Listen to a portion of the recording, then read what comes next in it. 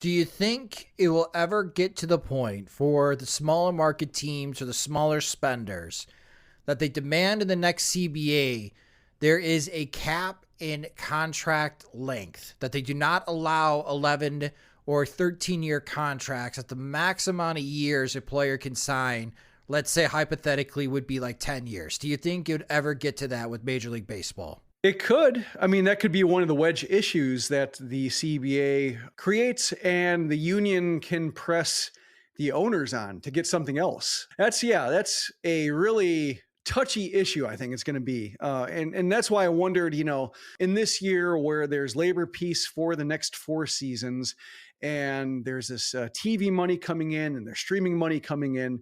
If maybe this is just like a one weird year before like the owners ratchet it down again and say like, okay, let's, we had our fun. Now we have to cooperate a little bit more in order to not have this kind of simmering issue explode on them, because it is something that the players can really press. Like if it's 10 teams at the top and 12 teams at the bottom, and then you have the middle class that we talked about that's kind of dying a little bit, but could get their acts together. Like there are some teams that could spend and might, especially after this wave of huge spending, record-breaking spending recedes a little bit, that these other teams could get involved.